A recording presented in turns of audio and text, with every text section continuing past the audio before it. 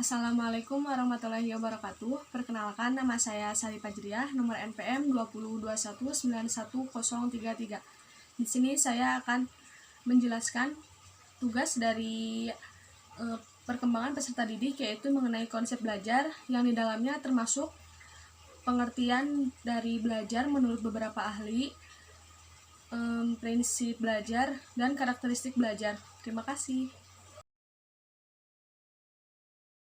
Arti kata belajar dalam Kamus Umum Bahasa Indonesia diartikan sebagai suatu proses untuk memperoleh kepandaian atau ilmu.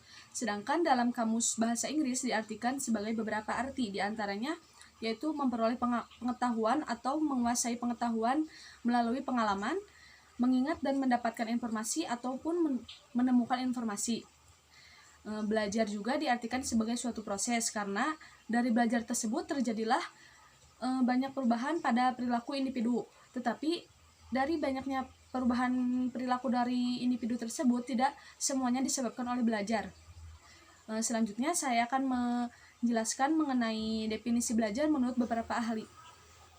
Waiterington dalam buku Educational Psychology mengemukakan bahwa belajar adalah suatu perubahan di dalam kepribadian yang menyatakan diri sebagai suatu pola baru daripada reaksi yang berupa kecakapan, sikap, kebiasaan, kepandaian, atau suatu pengertian.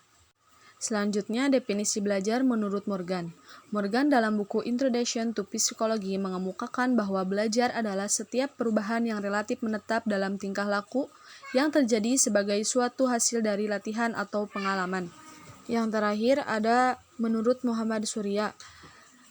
Muhammad Surya menyatakan bahwa belajar diartikan sebagai suatu proses yang dilakukan oleh individu untuk memperoleh perubahan perilaku baru secara keseluruhan, sebagai hasil dari pengalaman individu itu sendiri dalam berinteraksi dengan lingkungannya. Definisi yang telah dikemukakan oleh beberapa ahli dapat ditarik kesimpulan bahwasanya pada hakikatnya belajar merupakan suatu proses penugasan dari sesuatu hal yang dipelajari. Penugasan tersebut dapat diartikan yaitu meliputi memahami, merasakan, dan melakukan sesuatu. Pengertian dari prinsip belajar. Prinsip belajar adalah landasan berpikir, landasan berpijak, dan sumber motivasi agar proses pembelajaran atau proses belajar dan mengajar itu berjalan dengan baik antara pendidik dan peserta didik. Selanjutnya yaitu prinsip-prinsip dalam belajar yang dikemukakan oleh Rothwell AB.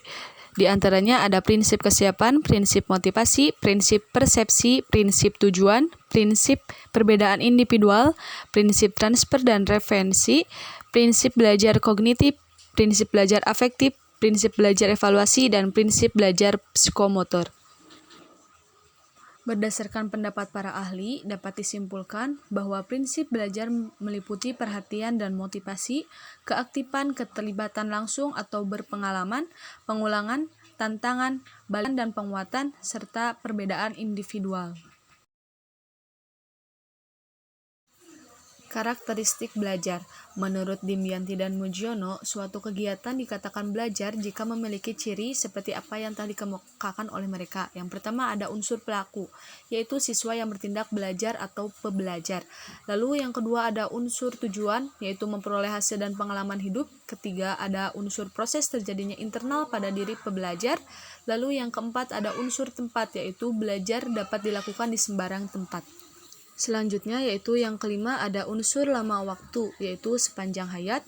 Yang keenam ada unsur syarat terjadi dengan motivasi belajar yang kuat.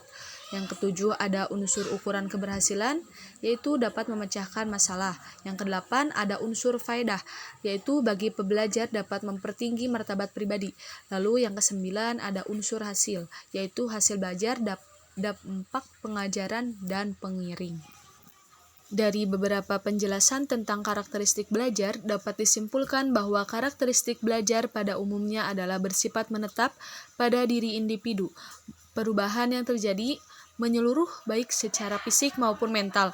Perubahannya selalu ke arah yang positif dan lebih baik, bersifat permanen dan dapat dilakukan dengan adanya motivasi di dalam diri serta dapat terjadi seumur hidup.